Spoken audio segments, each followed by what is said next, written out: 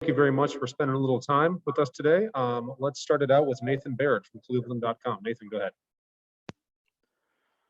Ryan, I guess where would you assess the fluency in the offense for all three of these quarterbacks, and what happens between now and I guess, late summer when you get to sort of reinstate more formal practices again? What are they tasked with doing between now and then?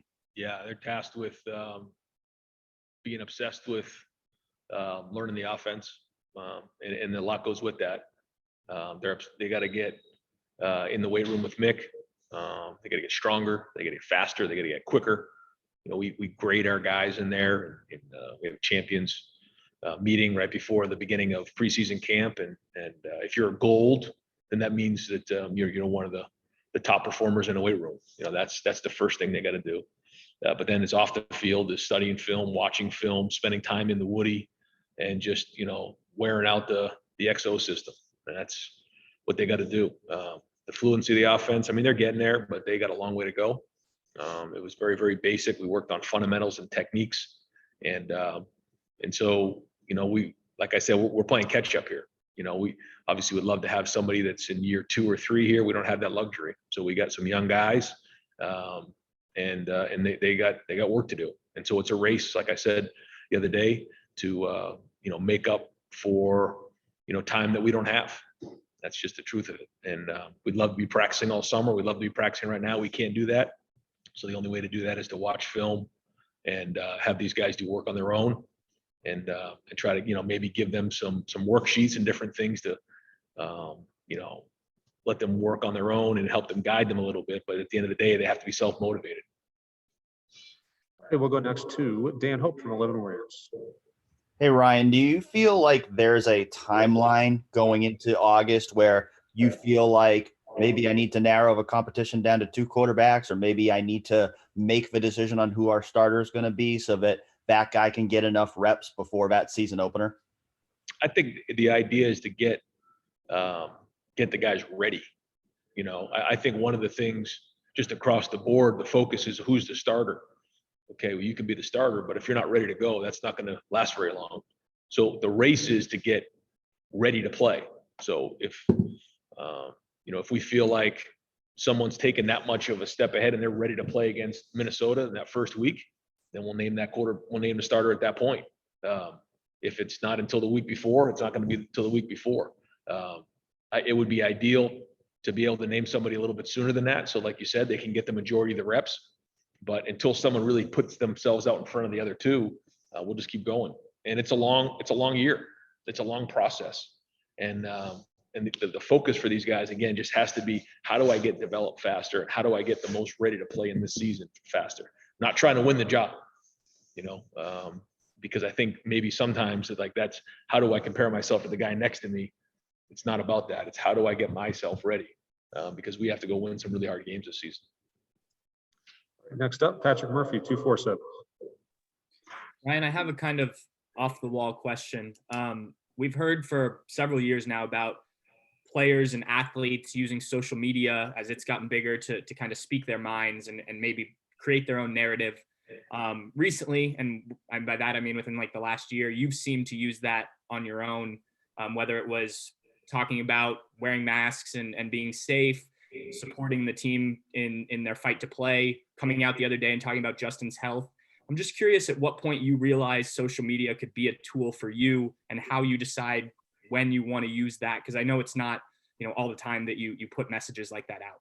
No, I think it's a really good question. And I think it's something that, I have to continually do a better job of, and we do, talking to our players about the benefits and the risks surrounding social media. And certainly when something doesn't go well, social media can be toxic, and it can really get to these guys. And it has gotten to a lot of our players. And you feel like the world's caving in. The truth is, if there's 50 people saying crazy things about you on the internet, if you look at 50 people in the horseshoe, it's like this little small section up in the left-hand corner over there. It's not as many as you think, but you have to have some perspective there. The minute you go onto social media, you're at risk. You're at risk to all the people who make comments and do different things. And so understanding that before you step into that world is important. I think it is very powerful to make or to use social media to communicate, to make statements, to help support our players. And so I'll use it in those situations. I try not to overdo it though. But I know it does have power, and it certainly has, its place. All righty, we'll go next to Tony Gerdeman, Buckeye Scoop.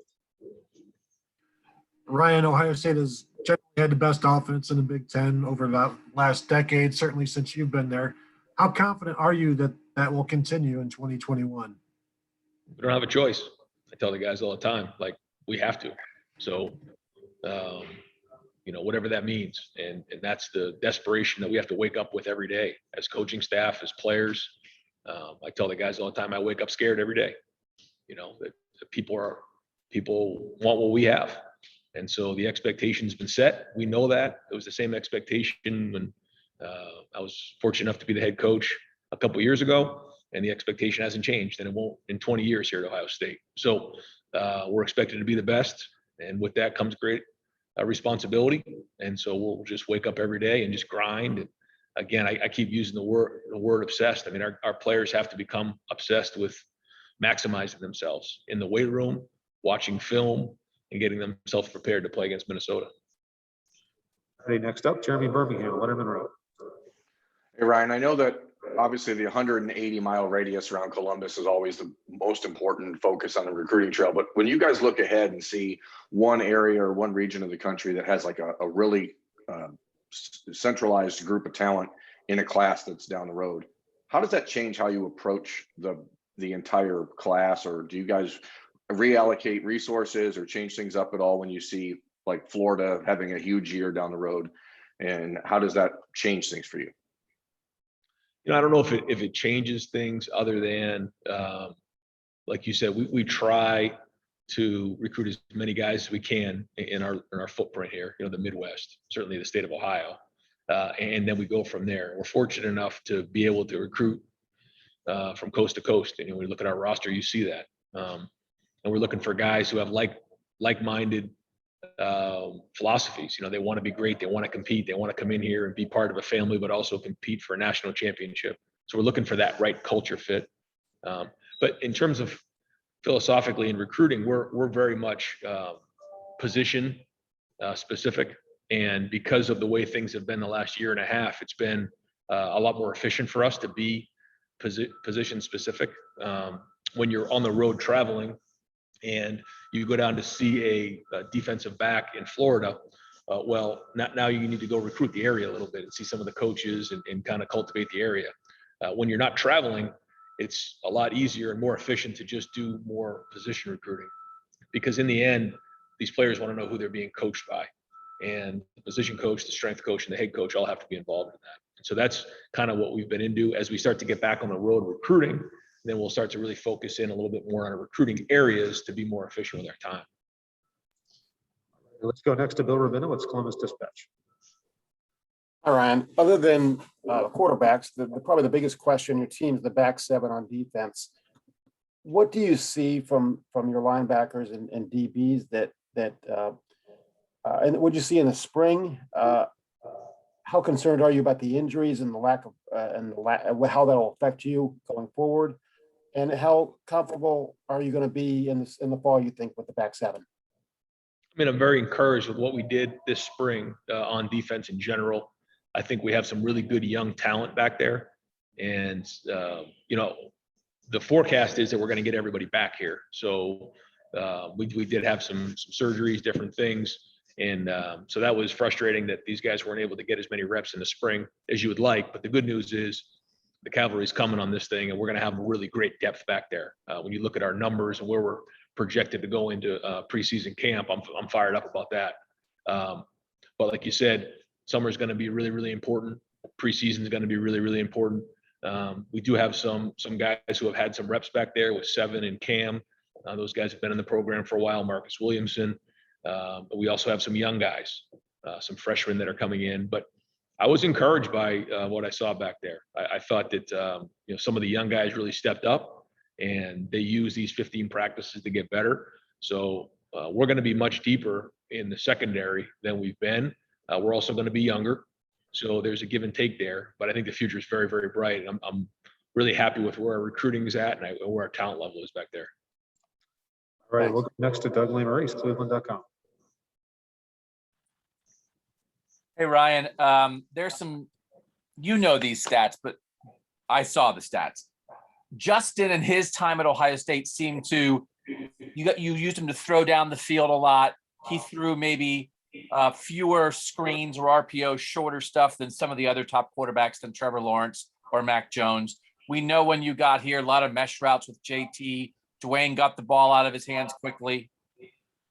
With where your quarterbacks are now, would you imagine in this season you'll emphasize the short passing game a little bit more, get it out of their hands with the young quarterback? Or do you want to be an offense that throws the ball down the field a lot, and that what we saw with Justin is more indicative of where this offense is now? Again, another great question. I think we're still not there yet with these guys, figuring out where we want to spend our time in terms of emphasizing. Our offense is our offense. It hasn't changed, when JT was the quarterback, when Dwayne was the quarterback, when Justin was the quarterback. But to your point, what do we want to emphasize? The plays really haven't changed.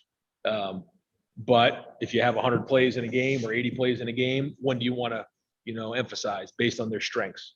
3 different quarterbacks, very similar, but I think all 3 have different strengths and weaknesses. And so as we go into a game, we're certainly going to do the things that they, do best. And I don't think I have the answer to that yet. I think some of them do get the ball out of their hand quickly, and that's good. I think they do have good accuracy underneath. But I also think that they do a decent job down the field as well. So in a perfect world, you'd like to do a little bit of both. And if that's what we do, that's what we do. But again, the strength of college football coaching is to find out what they do really, really well and emphasize that. We're still not there yet, though. All righty, we'll go next to Whitney Harding. Whitney, go ahead. Hey, Ryan, it feels like every offseason from college football, there's the question of, is overtime going to change? And it finally did. What do you think about the new overtime rules and the other rules that have been brought up as far as potential changes to offseason practice and things like that? Yeah, I think the overtime rule makes sense when you see some of these games. I know some of the crazy games have gone 6 and 7 overtimes, and that's not good for the players. So I get it. It's not ideal, but I think it makes sense for player safety. And yeah, the stuff that goes on in the summer, I just think we need to really talk that and think that through and make sure we're not rushing into a decision on that. Because we've been doing things a certain way for a long time, and I don't think we want to change just to change. But certainly, I think it's worth a conversation. All right, let's go next to Austin Ward, Letterman Row. Ryan, is there something that you didn't get accomplished in spring that you thought you would or you wanted to? No, not really. I think that the fundamentals and techniques were just the huge emphasis point. There were still some guys who got injured, like I think Bill was talking about in the back end, that I wish those guys got more reps across the board. But for the most part, we got what we wanted to accomplish in the spring. And I would say the most got done in that 9 to 13 practice right there, when things got hard and some guys couldn't sustain. They struggled, and other guys did. They worked their way through practice, and that we found out a lot about the team, and that was really, really well done. So still got work to do, but overall, I think everything we wanted to get done, we got done. Thanks. Let's go next to Jared Smalley, WCMH. Ryan, you had, as mentioned a moment ago, you issued a social media statement about Justin a couple of days ago, and I wanted to follow up on that about working with him through that process, about managing his health over the past couple of years. Obviously, it wasn't public knowledge of what he was dealing with. How you all worked with him on that, what you encountered, maybe some challenges that you encountered, you had to work through in figuring out how to make sure he was healthy, let alone able to play football. I think one of, or a couple of the strengths of Justin, if you ask me, my favorite things about Justin, one, I would say, is his work ethic, the way he comes and grinds every single day. And then two, a way he takes care of his body and his health. You know, he went to a vegan diet. He takes all that stuff very, very seriously.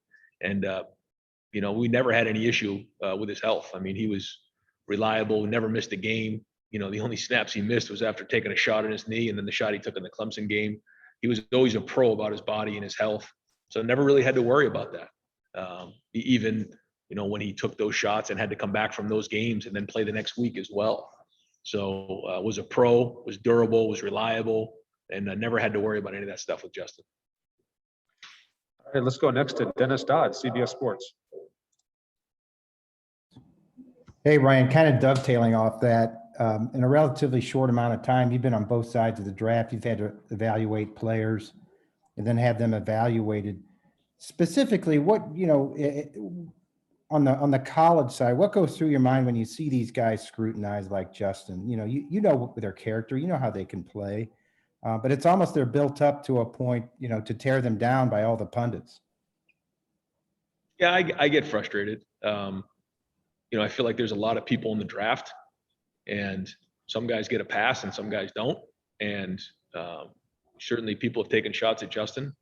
Though, when I think about being the quarterback at Ohio State, when I, you know, talk to families and their recruits, you know, we say it's like being the shortstop of the New York Yankees. With that comes great scrutiny. There's pluses and there's minuses to everything. And I think one thing too that Justin did an unbelievable job of is handled that when he was here. You know, he kind of isolated himself. He didn't have a lot of people get to him. It was kind of him and his dog in his apartment a lot. And he did a great job of handling what comes with being the quarterback at Ohio State.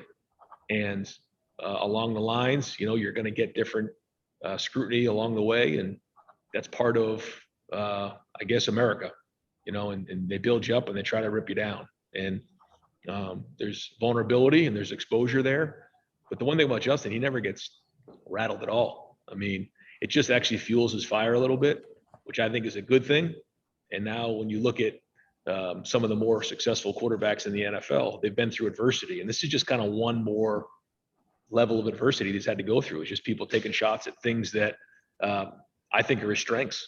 So it's been a unique. And yeah, to your point, I've been a little frustrated to hear some of the things that have been said, but he stays above the fray. And I know he's just fired up about getting back to football.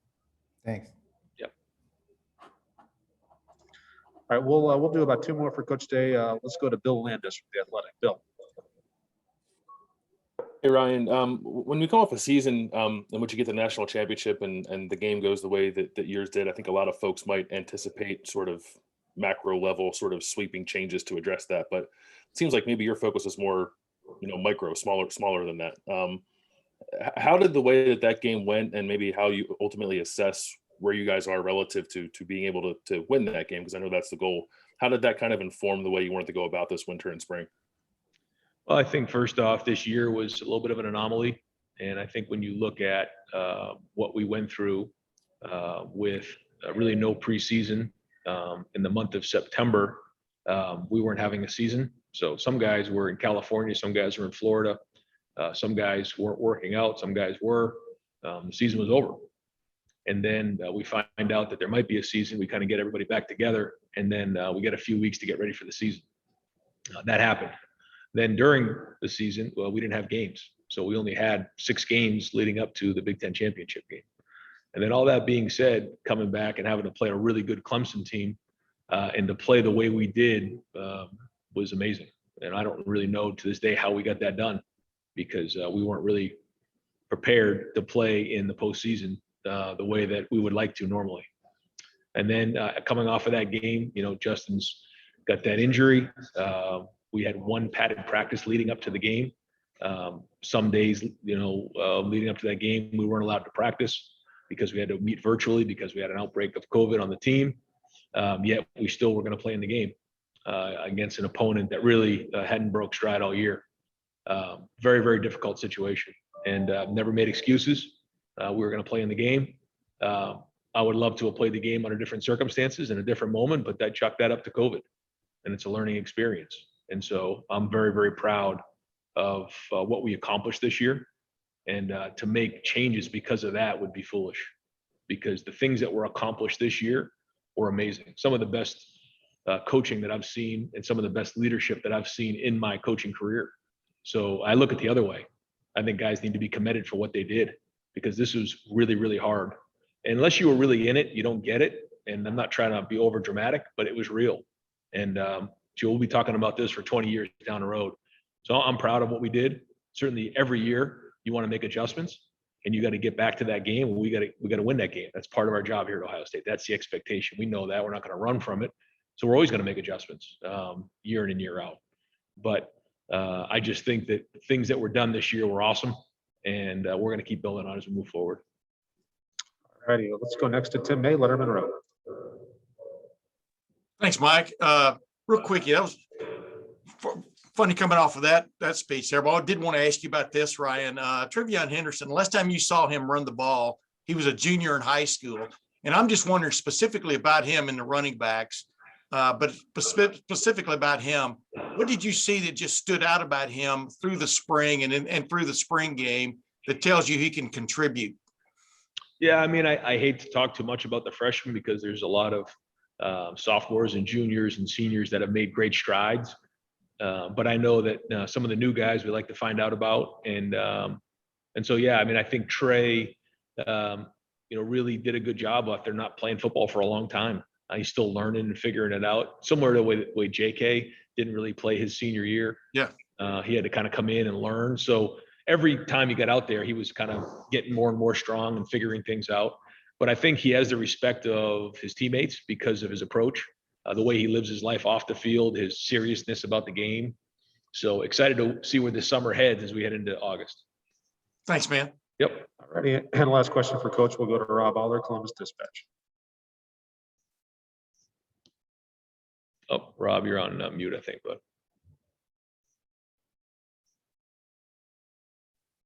How's that? Yep, got you now. You and Justin are very close. Was there discussions about keeping his epilepsy private? And now that it's leaked, have you two been able to talk that maybe turn him into a spokesperson to kind of take a potential negative, turn it into a positive, or where does that stand in just your discussions and his situation? Yeah, we didn't have a whole bunch of conversations about it. Justin's a private person, and that's his business. And we just talked about how he's going to handle it and the medication that he takes, and he always was a professional about that. And because of that, it was never really an issue, and it was never really much of a topic of conversation. Again, I think one of the best things he does was take care of his body, and he did that there. Yeah, never really discussed it that way, but we'll kind of see as we move forward what he wants to do with it. You're not surprised it got leaked, I'm guessing. I don't know. I mean, Justin is a private guy, and I'm not sure that, he wants the world to know some of his private things, but I guess when, you're about to be one of the top quarterbacks taken in the draft, you're exposed to some different things. And, I guess that's kind of the way it goes, but I'm sure it's not something he wanted to share with everybody. All righty, Coach. Thank you very much.